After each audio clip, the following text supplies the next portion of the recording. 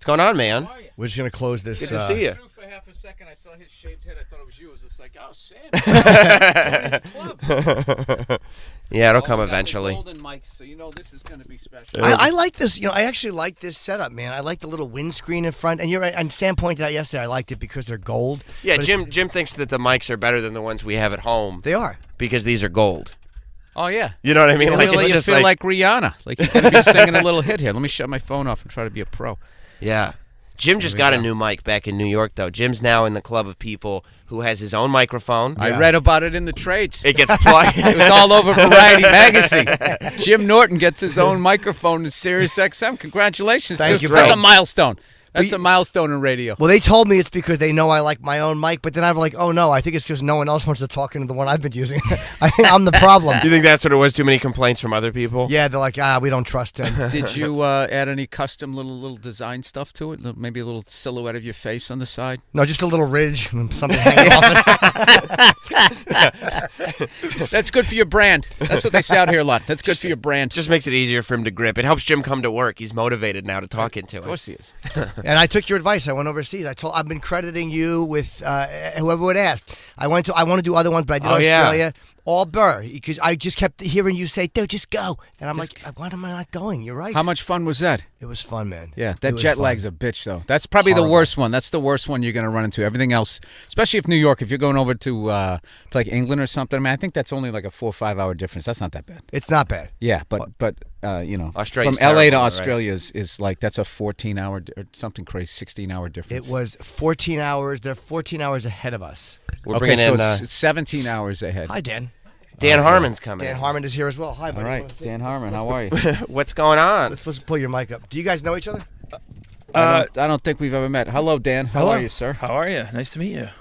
Dan Harmon, for Bill having Burr, Jim Norton, Sam Roberts. Welcome to the show. Oh, you're Bill Burr. Oh yeah. Yeah, there you go. I saw your name on the signage sheet.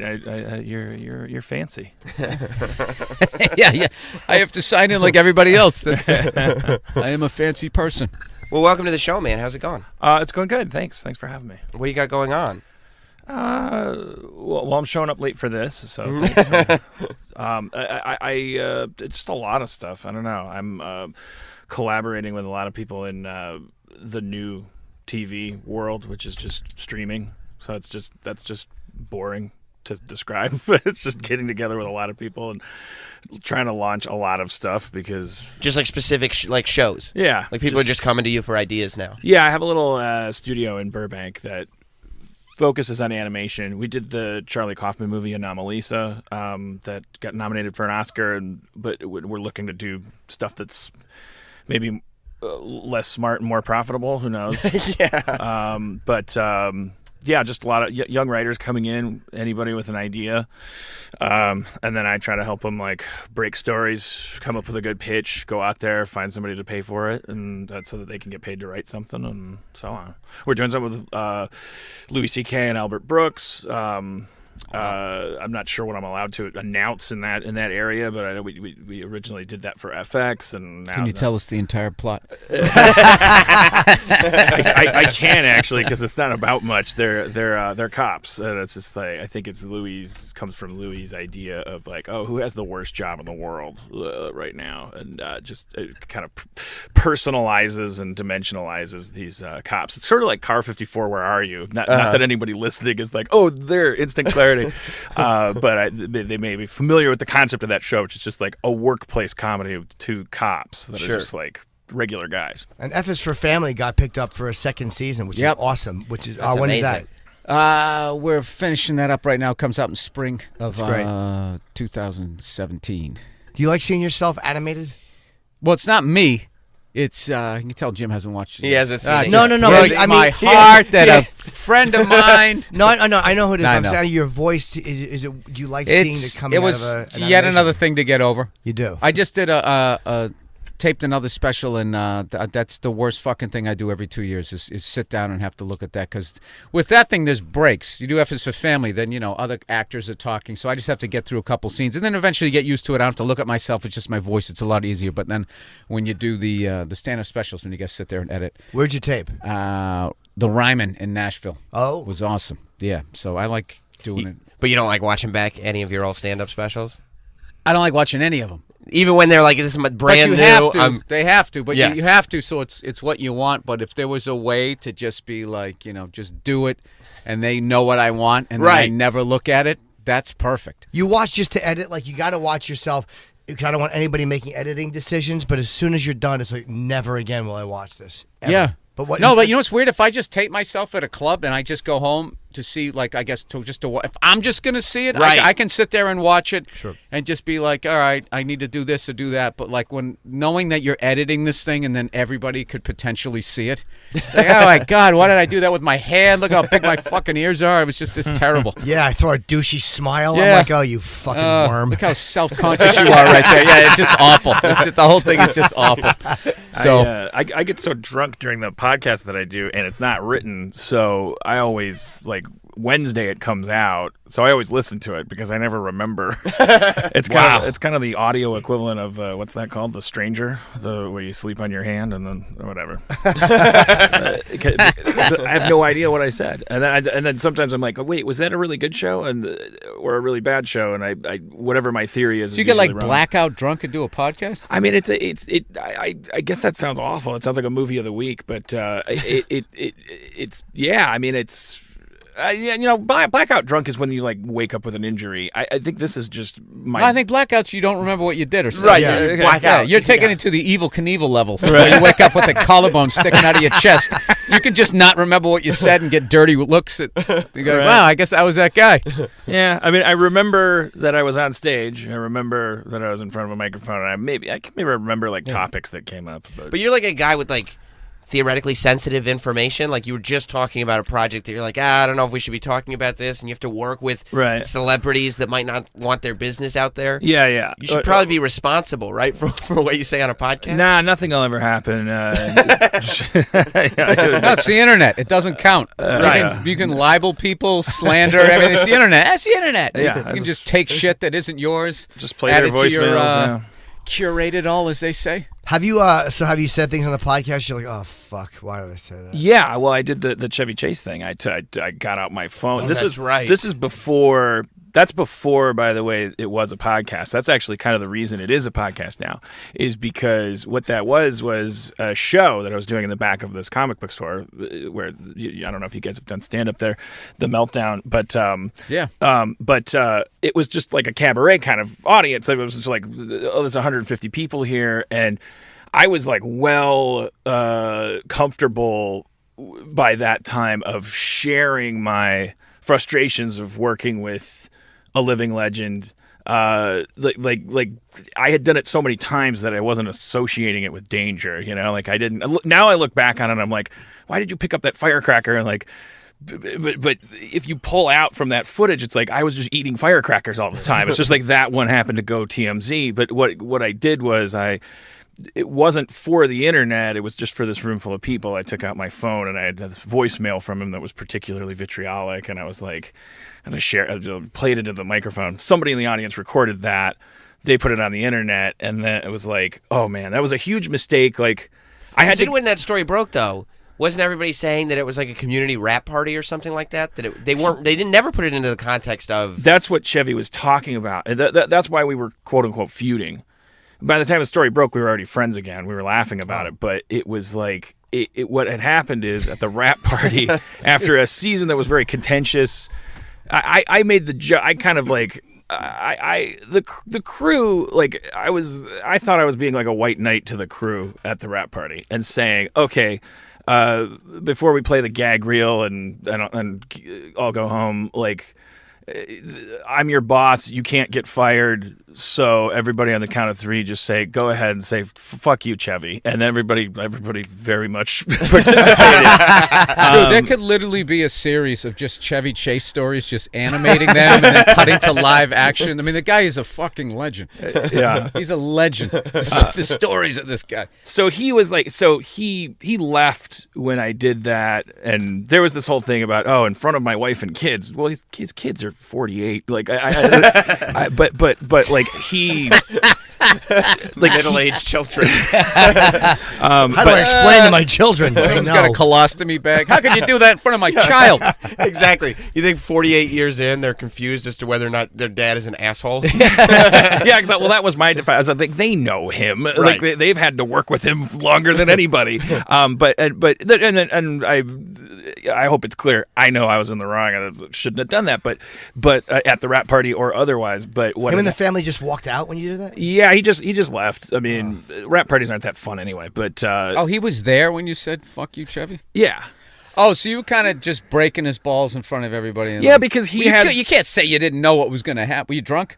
What do you mean? I'm sure I was. It was after 3. Okay, now it all makes sense. But yeah, it was supposed to be like about blue collar camaraderie. It was like, oh, here's this guy that's been controlling our lives for a season, who like is sometimes responsible for some really uncomfortable moments. Like I'm gonna do you the favor of letting you say this out loud. So it's like kind of a lynch mob. Like no one will be.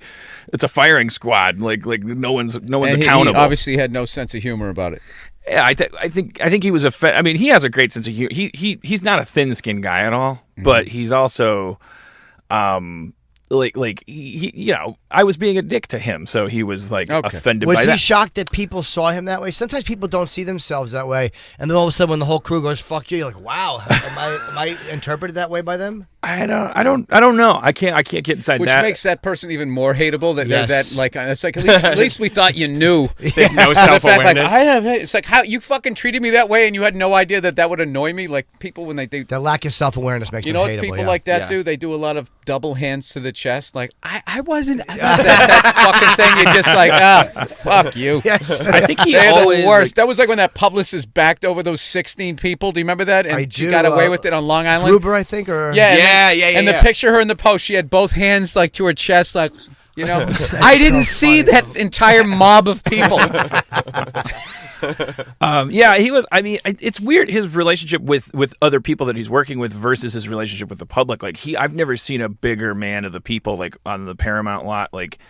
He would, if anytime there was a tour, you'd walk around the corner and he'd just be holding court, telling people stories about Fletch and stuff, and everyone is like freaking out. I saw him there was a guy doing. We had a hot dog vendor outside the stage once, and he starts going, "Oh, holy crap, Chevy Chase! I can't fucking believe my sister's gonna freak out." He's like, "What's your? Give me, where's your sister?" And he gets out his phone, and Chevy Chase grabs the guy's phone after he dials his sister's number, walks off for 20 minutes, and is like bullshitting with his sister. The guy is like freaking out. I mean, so it's weird, like how heroic and noble he was, like to what he saw as the consumer. Yeah. But I think he saw everybody. That was a weird speech impediment. I think he saw like everybody that he kind of shared the camera with. He's a soloist, and he's kind of playfully competitive, and like kind of like sees it as a competition. Like he never saw it as a team event. Maybe set that SNL background. I don't know. Yeah. I have no idea. So. I'm surprised, though, that after like that all breaks, that you decide, I got to start doing a podcast. Because a lot of people would be like, let me retreat and do less publicly because I don't like all this backlash. I got to do a podcast borderline blackout drunk. Well, yeah, exactly. Right. This is the next move. Yeah. Well, talking into a microphone like feels so much better than not doing it when you have stuff bouncing around in your head. I'm sure you guys have the same condition. You know, it feels therapeutic because otherwise there's no words for it. And so to have that, I just berate the person I live with. Yeah. So it's more like a Red Fox routine or something, and just like there's to have that like explode and then to have that be the reason I wouldn't have that outlet anymore. That wasn't an option for me. So the opposite was, well, then if this is going to be on TMZ because it's leaked, you know, then I'll just leak everything, you know, just listen to me talk every week for 2 hours and then it won't be newsworthy anymore. But it's right. Like there's just so much stuff. Yeah. Like he's always talking shit. Yeah. Like, are you going to report on it? Yeah. It won't feel clickable. It won't feel like naughty if the guy is like always running his mouth. Then it's like, yeah. Still also depends on what you talk about though. Because there are those ones that no matter what, like when Stern made that comment about that actress or whatever, going like, yeah, you're going to get all this work. He's like, you're not. You need to lose all this weight, and blah, blah, blah, blah, which was true. Right. Health, as far as health goes and that type of thing and the way Hollywood looks at people, and it was totally true. But because that was such a big thing, out of all the shit that guy says, Don't you remember that? That was that was like it was a typical 3 days. Everybody gives a shit, Right. and then 3 days later, They don't care. They moved on. a Kardashian They moved on, has Jim. a They moved baby. on to They you do, and onto your microphone. Yeah. Has Jim gone Hollywood? The hot news in Hollywood. Yeah. Demanding his own microphone. Yeah, it's pretty you can't predict at all. Like you could say 48 like totally like horrible inflammatory things and get all used to it, and then it's like this weird weather phenomenon. It's like a tornado or an earthquake in terms of like what 40 becomes soccer this, moms is my That's like the 40 100th soccer monkey. moms all tweet at the same time. It gains enough hashtag traction, and then it's such an easy. It's an easy story, right? Right. You're not going to talk about the Great Barrier Reef being dead when you can talk about, oh, can you believe this guy said that about someone on a podcast? And it just becomes like, Yeah, my Right, so rule 3 days. became you guys don't have this luxury. You have to like have discipline and like do jokes, and those are gonna involve the rest of the world. But my rule became, because I'm babbling, I had to go, okay, it's at the end of my nose where all the I can confess, I can talk about anything. It's not going to be clickbait if I talk about sticking stuff up my butt when I'm jerking off, or like. What do you stick in your butt when you jerk off? I've You can't brush over that. Yeah, bad scripts he didn't like. People's dreams. people's dreams. I'm really fancy. I'm like a Sam Shepard play. Do you take those little brass clips out of there before you do it, or is that an added Christmas bonus for you? people's dreams? Yeah. A Sharpie pen, Jim Norton. A Sharpie pen. Like, Have you really? Yeah, I tried it because I read a Playboy article about the prostate getting stimulated and stuff, and so I tried a Sharpie pen. But and then You I put some hand sanitizer on it or something first, or just find a pen and put it I up there? that pen is the thing that got dirty, not me. Cap on or cap off? It was the end. That's why I picked it, because I was Shit like, like an well, this is- octopus afterwards. I don't know what Where'd he go? Squirting ink. The cap is designed to be like a grappling hook. You wouldn't want to actually put that up there. Like, Just hooks onto yeah. Okay.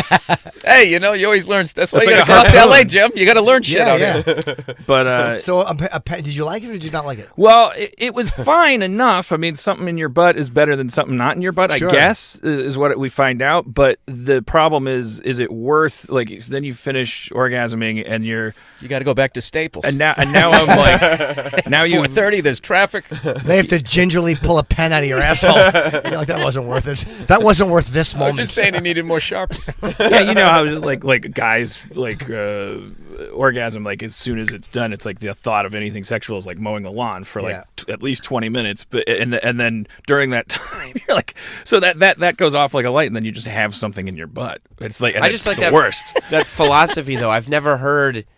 I guess I've never heard anybody say, well, when you're masturbating, something in your butt is better than nothing in your butt. Right? If you And could I'm like, magically, I don't know if that's. Yeah, I think that's a great 100%. statement about life, though. How many times have you gotten caught jerking off? Because there's one thing to just drop your dick, but to have to drop your dick and then pull the Right. thing out Pull of a your ass. Sharpie Pull out a your- writing implement. Oh, there it is. Yeah. Try to play it off. Your wife catches you and where's the pen? Yeah. right? And the T-square. No, then you got to play it. You just got to act like you're mad. Can I get a little time by myself, please? Get her out of the fucking room, shout her out of the room, and then you take it out. It turns into one of those like gags in the movies. It's all of it, and you keep pulling out phones and handcuffs and basketballs. Do you like fingers in your ass? I don't mind a finger once in a while. I don't like anything in there now because it's just like that's the thing is like to clarify what I'm saying. If we had telekinesis and we could like make a thing in our butt, like a force of nature in our butt or something that didn't have to then deal with the butt itself, either before or after sex, then maybe we'd always like do something up there to like stimulate those nerve endings. But I don't consider it worth the exchange. Okay. Because so no, I don't This is so fucking analytical. It's Yeah. amazing. Yeah, I don't do the. I don't involve the butt on either side in my dealings anymore. Okay. But Try you a strap know- on. Try a strap on.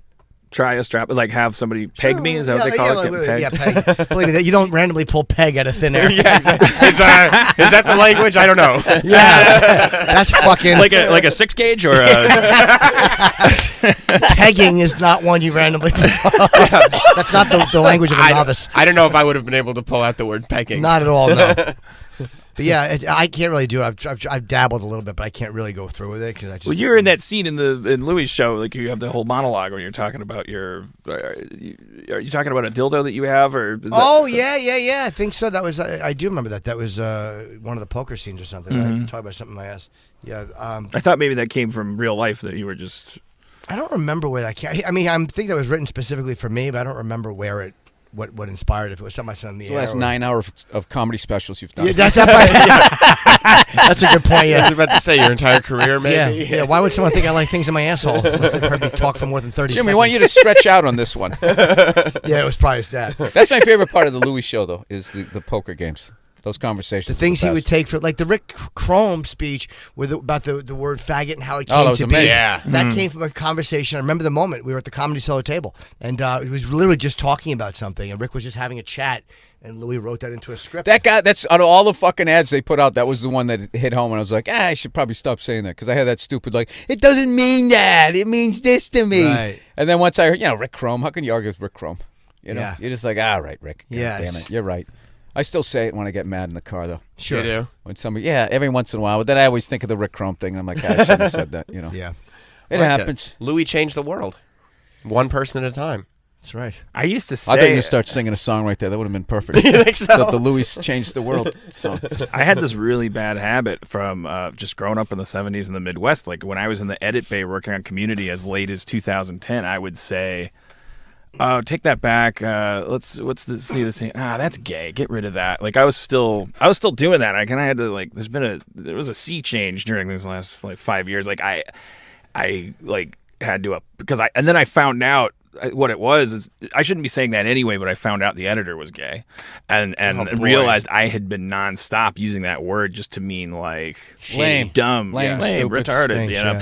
yeah. And then I apologized to him, and then the way he accepted the apology broke my heart, because it was like he was like, yeah, that word just reminds me of a lot of stuff, and it was like, oh god, like that really the thing woke about me up. gay, though, it's like it used to mean happy, and I was really happy, right? Sure. And you never heard them complain when it got hijacked. Like the really happy people didn't like protesting. People like, hey, wait a minute. Yeah. That word used to mean we're really enjoying our day. Well, you guys turned around and took it. Well, it's almost like the Rainbow Coalition. Yeah. So, 'cause that was originally Jesse Jackson's group. Yes. And then the Rainbow Flag, and then Jesse just kind of back, like, all right, you can have it. Yeah, that's not us anymore. It's all yours, guys. That's not us. That's like when the hyenas, too many move in on the lion, and the lion's like, all right, fuck it, it's yours. Yeah, Your yeah, zebra. yeah. It's Enjoy your the zebra. meal. My So you pleasure. apologize. He accepted your apology? Oh yeah, for sure. But it's embarrassing because all those times you said it in front of me. Yeah, and that's Yeah, what. but just know that he's done the same thing. That's the thing. It's like he's done something. He said some things and blah, blah, blah. Sure, At least that's why, what I yeah. say about everybody. Make me feel better about my own shortcomings. I'm Yeah. like, I'm Yeah. sure this person's done something mean to a cat or something. Right.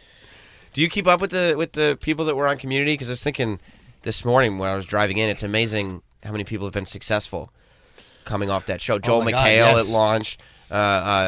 Jillian. Yeah, Gillian Jacobs. Donald Glover has now got his own show on FX, which is really good. Have you seen Atlanta, Jim? I have not. It's really good. Do you keep Oh, up? dude, that show's unbelievable. It's great, isn't it? The way it's shot, it's like Yeah. a fucking amazing movie each week. Yeah. Yeah, I hung out with Donald a couple times, like kind of randomly. He came by my office in Burbank, and we bullshitted a little bit. I'll run into people. I'm not a big. I have like 3 friends that I text, and everybody else is just sort of. They're in my phone. Well, like maybe if something weird comes up, like you see something that reminds you of something, and you text him a picture or something. But Yeah. that's about it. Was Donald always like the guy who? Because I've never seen anybody do as much stuff as he does. You know what I mean? Like he's got his full-fledged music career. Yeah. Then he's got he does stand up. Atlanta is his. He wrote it, directed Yeah. it, did the whole deal. Yeah, people don't understand why would he leave, and it's like, look at his trajectory. Yeah. Like he was a writer on 30 Rock as a child, and like that guy doesn't know yet if there's something he can't do. I think he should just keep trying everything until he finds out there's something When's he the last can't time do. a guy like that came around? The level of stuff that he's done. A guy like that comes around, what, 30, 35 years? Yeah, I think maybe? it's a once in a generation thing, And He's that guy. He's a brilliant. He's actually a guy who like I mean he's so much funnier. Like, he was an actor, and he was funnier than the stuff that the writers could come up with for him. We started just saying, oh, and then Donald will say something funny here to close a scene, not just a goofy improv we might use later. You wouldn't even we have don't to know how to write. blow the scene. We don't know how to blow the cold open. Well, maybe Donald will say something, and sure, he would. And so it's like when you're that funny, it's like. But the weird thing is that also he has like this unique like perspective. Like, he grew up a Jehovah's Witness, and but now he's like he's competing and running with these, like, you know, in this hip hop world where it's like being as hilarious as he isn't. It's almost like he probably has to like choke up on that bat now. Yeah, you can't really use that. I mean, you can put it in lyrics maybe, but you can't be like a funny, jovial guy. If well, you a lot wanna of comedy, compete. especially his comedy, it comes from a very kind of acquiescent, like, or childish. Like, Yeah. it's like it's about vulnerability. I thought Eminem and Biggie were hilarious. You did. I mean, Eminem's still alive, but I had to say were because Biggie. I thought they were funny. Yeah. Like, they definitely had a lot of humor in Yeah, this stuff. So I still Eminem think for you sure. do that. Yeah. That's as deep as I go. Eminem and Rap. Biggie. It's like whatever made it onto MTV. But they also still had to kind of come across as like tough guys. Yeah, Eminem's you know what I mean? thing They was couldn't like, be oh, I'm a the- crazy white psycho guy from a trailer park. Like that, it was funny in the sense. It was like Joe Pesci's funny, in that you shouldn't say so. Right, but I'll still fucking kill you for real. Right. Right. Yeah, but he would pick certain targets. Eminem, he was smart. He didn't pick certain targets that were real hard. Oh yeah, he'd pick all like the pop stars. Yeah, like fucking and the, Britney yeah. Spears. Well, easy killer. I don't know. He had some stuff, references to Columbine and shit like that. No. I mean, as far as other people, he would make fun of, like the rappers. He would go after. He wouldn't go after any real hardcore guys. He would make fun of like Britney or Moby or he would reference tragedy, but not guys that were fucking a problem. I think he did start kind of attacking Ja Rule a little bit, but Ja Rule, you know, Yeah, that was it. yeah. I just realized the Cubs won the World Series, and we've been on. Oh my God, we didn't mention that at all. Nobody's even mentioned it. We didn't even talk. We were with Ellis the first hour, so we haven't mentioned it the entire show. I totally forgot. And I was actually like- watched it with my manager, who's a Chicago Cubs fanatic, and he grew up in Chicago. And it was a really fucking. It's like What one of did the he most- do when the Indians tied it up with that two-run Oh, shot? I'll play audio because he didn't know I was taping. I went after they won. Did you tape it? You didn't tape him when they tied it up, did you? No, I didn't know they were going to tie it Chevy Chase isn't on this, is he? up. It's 10 seconds. Oh, he was cursing up a blue streak when they tied it. It's just, you know how it is when you win. Wait.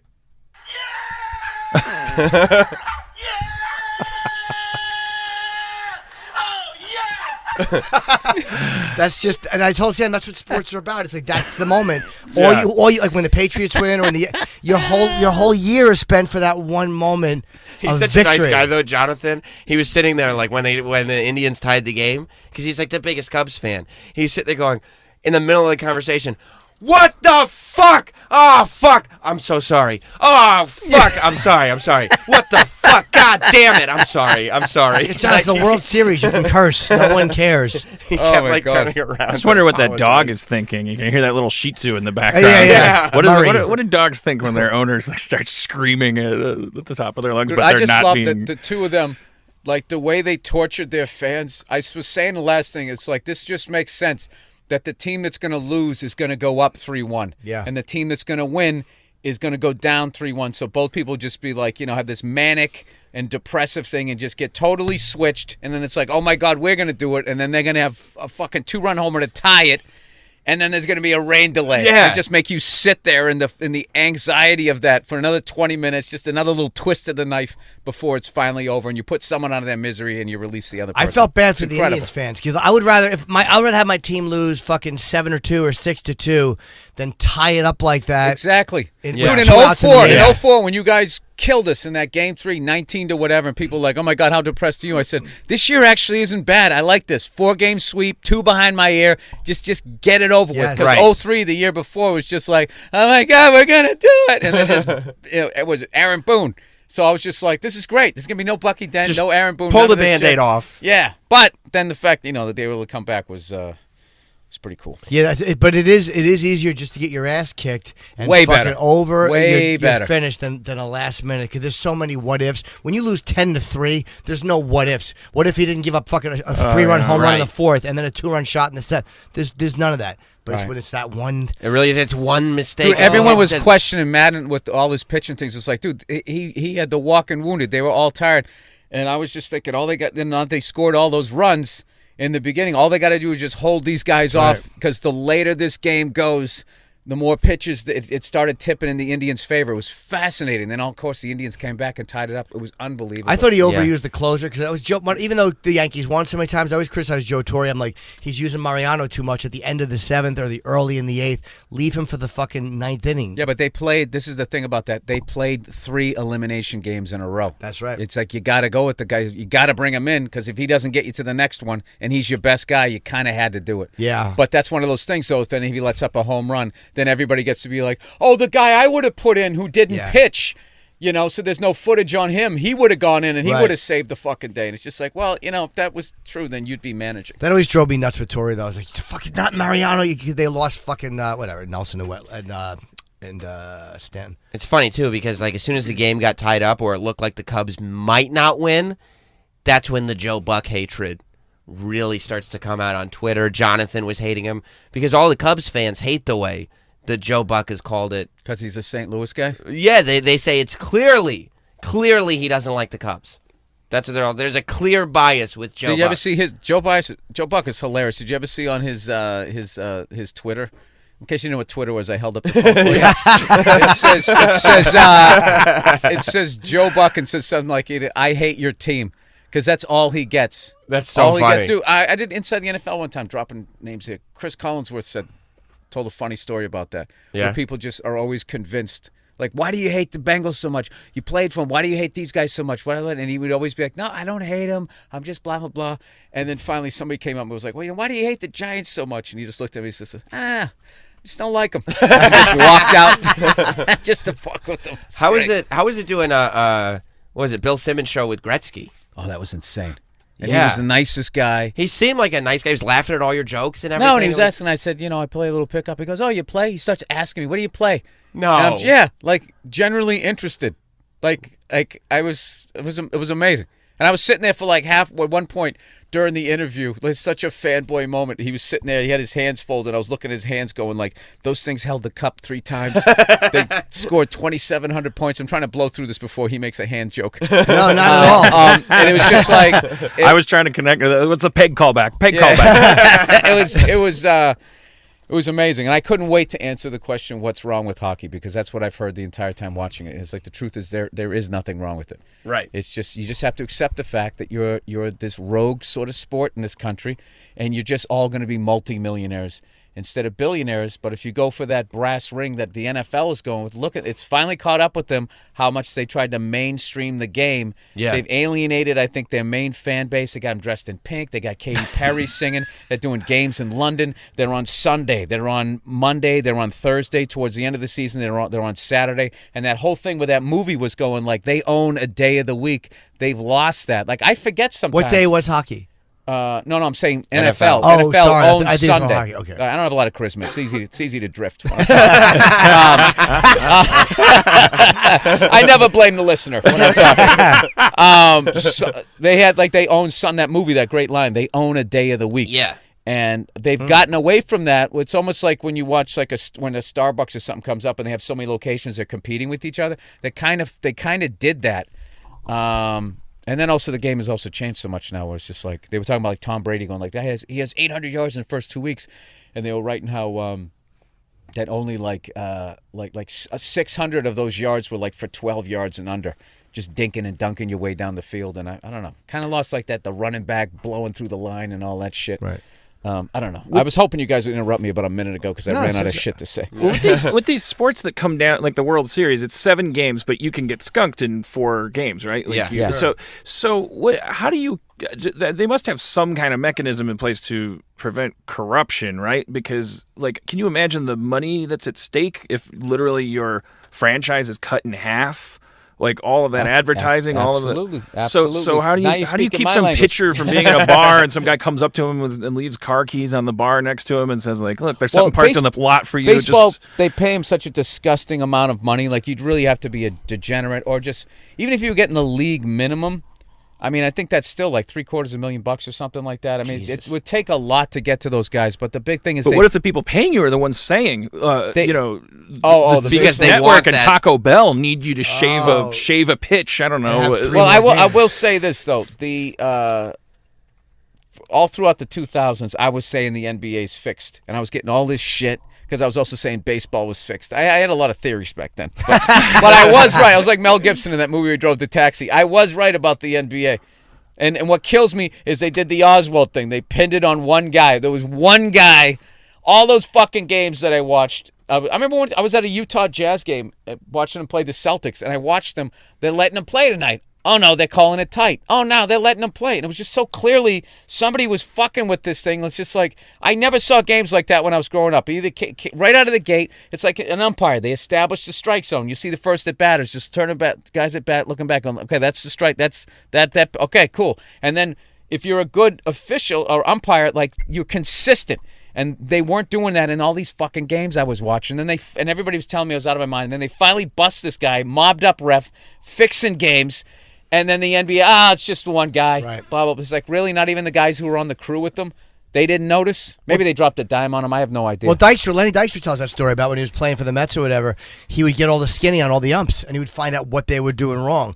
Gambling, gay, I love whatever. that you just said get all the skinny. I trust get me. all the skinny. As I said it, I realized I should be killed for this. Dykstra, get the skinny on the umps. As it came out, I should be fucking shot. But he would find out all this shit on the umps. He got the skinny, see? He got the skinny. Yeah. Well, we blew right over the fact that your two item list of what they were doing wrong was gambling, gay. Or I should say things which could go hand in hand, actually.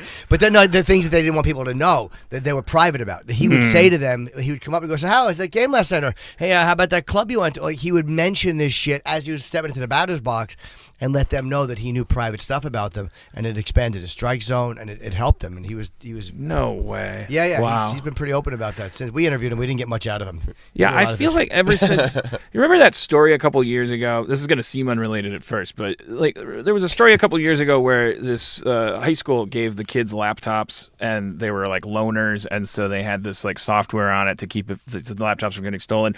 That had tracker software on it, and also had like spy software on it, so they could look at the kids in their bedrooms. I remember. Yeah. Oh, Jesus. And they were like spying on the kids, and it was like I looked that up recently. It was like it wasn't exactly what you'd assume. It wasn't like one creepy principal that was like making his own porn. Like it was It was five. There was it was And a the vice principal. consortium of It was a people. circle jerk. The network. They really kind of thought that they were just like controlling the school better, and that of course nobody would let us do this, but we're going to be. It seemed that way. I think maybe the IT guy was probably like.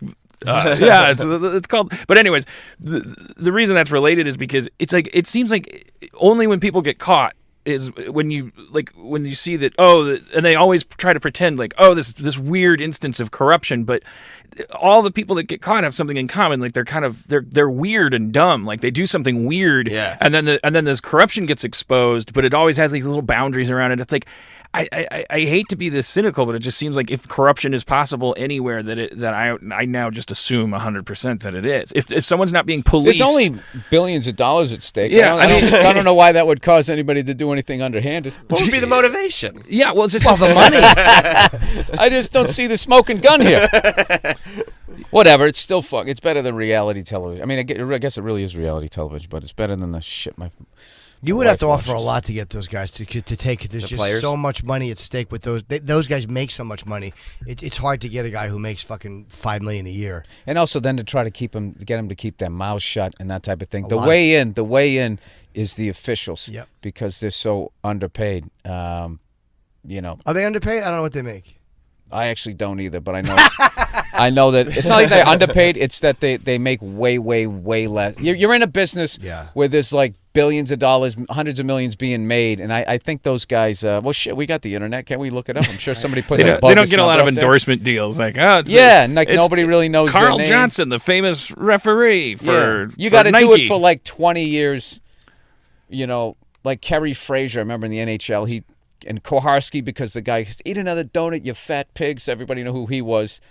I don't know. Or if you write a book or something like that. It says a major league umpire's starting salary is around $120,000, with the senior umps earning up to $350,000. But they're only Right, working. and there's half a guys year, who make too. that almost a pitch. That's true. Yeah. Right, you could buy those people out. Yeah. I don't know if a pitch, but Yeah, per per game game. or Per sure, game, they're absolutely. making that. And they're sitting there, and then they're getting yelled at by these kids, You know, they're in better shape. They're getting laid after the game, and you're just this fat guy going back to a Super 8. Maybe not a Super 8. You know. No, they fly first class. They probably stay in the best hotel. I think the umps union is pretty strong. Well, there you go. I'm convinced it's not fixed anymore. You give me $300,000 a year to be like, I'll ball outside, and I get to fly. Yeah, I get to fly first class. I'm in. Yeah. No, because you know what? There was a controversy. Can I keep the chest protector when I'm done? I'm in. I love too that you'd adopt an umpire voice. Yeah, like you wouldn't use your own. Ball outside. Ball outside. You always say you got to enhance your personality. That's right. When you do it. That's right. One of the guys got in trouble because they were flying first class and they were actually trading in the first class tickets and taking the difference in financial difference and just pocketing it, and they got in trouble for that because really? Yeah, they were just flying coach and keeping the difference. Yeah, that's to me says you're a little underpaid or. You got a little meth habit going on. Something's going on. Yeah. Dan, you don't watch sports at all? Really? Jesus, look at this woman. My God, who the hell was that? Was that Melania Trump? I think it was Melania Trump. Hey, I got to agree with her dad. You think if he gets elected, she'll be hanging around more and you'll just, she'll be less accessible? No. I'm saying that he said that she was hot and everybody said it was weird. It's like, yeah, she is. She's very yeah. You don't watch sports though, Dan? No, not really. The Brewers went to the World Series in '82 when I was 10 years old. You a big Gorman Thomas fan? Yeah. Robin Yount. Vukovic. Yeah. Ben Ogilvy. Oh, Ben. Oh my God. Molitor. Paul Molitor. That was the guy. Yeah. Yeah, that was my last intersection with Cecil baseball. Cooper. And then football. The Packers went to the.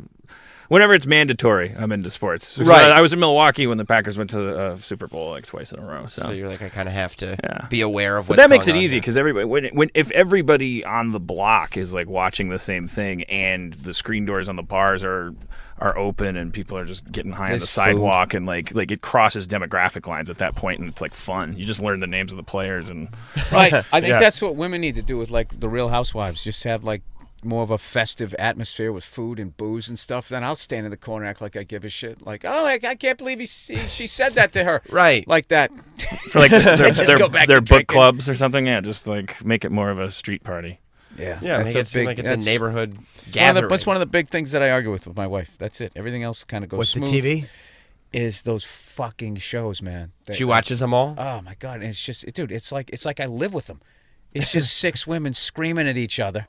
And then they do the Sports Center recap with that Andy Cohen. And all he does is he just gets them all stirred up again. I mean, it's a brilliant show. Yeah. And it'll just be like, so when so-and-so called you, barren. And then you couldn't, I mean, how did that make you feel? And they start, fanning their eyes and they get going and then they team up with each other. Dude, it's just this screeching. Who wins those arguments? Does she wind up watching or does she ever go, all right, you're right, too much? Oh, come on, dude. Who do you think? I end up leaving, storming out. I was about to ask, do you have another TV somewhere else? No, you now just have we to do, watch? but forever we didn't, but now we do. But women are so social, it's just like, so you're just going to go downstairs and watch TV? Yeah, they don't want to watch TV without you. Why can't we watch something together? It's like, all right, well, I want to watch this hockey game. I don't want to do that, and then you end up, I don't know. But she has great taste in movies. We watched this movie the other night, Babadook. Yeah, horror it's great. movie. Dude, I had to tap out. You did? I totally buy into horror movies. I can't handle it. That commercial that was that movie where the lady would, the room's all lit up and she shuts the light out and then there's this person there. That was The Conjuring. And then she turns it back on. It's a new one. It's In the Dark or something like yeah. that. Yeah. So she turns it back on. It's not there. She shuts it off again. It's there. Turns it back. I was literally watching the commercial Home Alone. I was just going stop turning out the light! And she fucking turns it on again. It's right in her grill. Yeah. I was like, it's terrifying. What's it called? It's something about In the Dark or something like that. Is it out now? I think it's Is it a horror new picture? movies scared the shit out of me. I totally buy in. Those people Blair Witch didn't scare me. Scared the fuck out of me. The Ring scared the shit Ring's out of me. terrifying. I literally had to sleep with the light on. I remember I saw that in my old apartment. Keith Robinson gave me a fucking bootleg copy of it. Ugh. I watched The Ring on a giant fucking 60-inch, those giant TVs that would, before the flat screen, and I was fucking horrified. And it's one of those things where the rare time it was a remake. It was an Asian film. I don't know if it's Japanese or Chinese. Ringu, yeah. Yeah. But the remake was better. Yes, it was. It was actually better, but they have some. They got one, Old Boy, Yeah. The Audition. You ever see The Audition? I did. No. Ugh. Couldn't I be any watch all worse than the those ones I've movies, done. Yeah. Jesus. The Grudge was scary, too. The Grudge Dude, you're hilarious. You watch all those movies. You're into wrestling, dude. You got a van or something in your future. I'm telling you. Yeah. That's what I do. I spend my time watching weird like horror movies and pro wrestling and all that. Yeah. Do you get like after watching all those horror movies, does shit not scare you anymore? Does it take a? I get scared. Like I get tense. All those movies tense me out. Like, did you see? Eli Roth did a movie called The Green Inferno, which is basically like it's a throwback to like the '70s cannibal movies, where there's like group of like cannibal movies. I didn't know that was a genre. Oh yeah, like Cannibal Holocaust. Oh sure, don't get me started. Yeah, I heard of blaxploitation. I've never heard the cannibal. There's a whole cannibal subgenre. Rape revenge. Oh yeah, rape revenge. I You never ever heard see I Spit cannibal. on Your Grave? Yeah, I saw it's right around the same time. Where he fucking the girl cuts the guy's cock off in the fucking. She got gang raped and she goes back and kills them one by one. She cuts the guy's cock off in a tub. That was probably the worst thing I've ever seen. What about the 45 minutes of rape in the beginning of the movie? Well, I can't relate to that as much as that stuff doesn't happen. He reacted the way you react when your dick gets cut off. He's like, oh, whoa, hey. And it was this weird shocked moment he had before he realized his cock had been cut off. That's what got to me. I'm like, that's probably what it feels like to get your dick cut off. To me, that was like an extremely sharp knife. The fact that you would go, oh, and they go, oh, hey. No, I can see that. Oh, go that way. I don't relate to it. Oh, hey. He had a pause. If you watch that when he gets it, she slices. I will never watch that again. I saw it once and that was enough. Yeah. Yeah, the Green Inferno, like this group of like college like activists go into the rainforest to stop the trees from getting cut down and stuff. Was this financed by Trump? I'm already liking this. Nice. And they end up like they're in the rainforest, their plane goes down and they get kidnapped by this gang of like cannibal jungle natives. Jesus. And they're just sitting there in like a cage made of bamboo while all these natives are just watching them. And I was panicking watching the movie because you're like, how the fuck do you get out of this without Did they getting start with like a pudgy one first to be Yes. like, this is like sliders. They have a couple of appetizers. Yeah. They take the pudgy one. This is why I was panicking. They took the pudgy one that was like the friend that wanted to be the boyfriend, but you knew was never going to. The fat cock blocker. He was. They grabbed him and they cut off his legs first and his arms, and he knew it was all happening. And then they cut his eyes out, and I was like, "What the fuck? How do you deal with that?" Well, that's a major artery. How does the man not bleed out? Not to take you outside of the movie here. All right, if you want to read something crazy, read Flags of Our Father. They made that into a movie. Read that. Yeah, read it or watch the movie. No, I'm read it. Believe it or not, I'm a kind of more of a movie guy. Read it. Yeah, read it. Yeah. Yes, because if they actually what's in the book they put in a movie, it would get NC 17, 18, and 19. Like you wouldn't be able to put it up there. Really? So you can't cut off like a leg? Huh? Well, they would hang out. Well, the Japanese soldiers were the only ones that had. They were the only army that had rules about cannibalism, and it was only you couldn't eat another Japanese soldier. That was the rule. Yeah, well, they had this thing where I read the book so long ago. It was basically one time when Britain came in there to try to force them to trade with the rest of the world or take them over or whatever. As they came in, some storm came and wiped out that whole fleet. So then they got this idea that was some sort of wind god that loved Japan, so there was no way that they could lose. So they didn't really prepare as they stretched across the Pacific, and they didn't have any provisions, and they were on these fucking islands that really didn't have any growth or anything, so they had no food. So they were eating the people they captured. Yes. So and it was so fucked up that they only released it like when the guy finally wrote the book, like whatever, 50 years later or something like that, when it was finally declassified or something like that.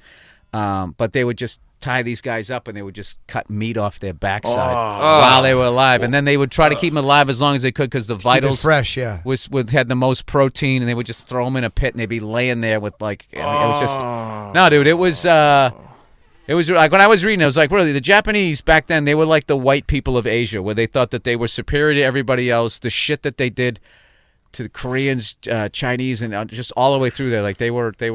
That's not like doing it to other They gave people. white Europeans a run for their money. They really did. They were actually the Japanese were referred to as honorary whites in an official Pentagon like paperwork. Like before we went into World War II, when we were still thinking about how to play this. Oh, so they were. So we gave them a little pat on the head, racist pat on the head. Well, it was really insidious. So it's actually kind of we were the kind of the Han Solo of the planet. It's sort of like when I get patriotic, that's the America I think about is like the one that's like cash on the barrelhead. Like where I'm a scoundrel. I'm all about the capitalism. And we were watching World War II happen, and we're just sort of like just watching.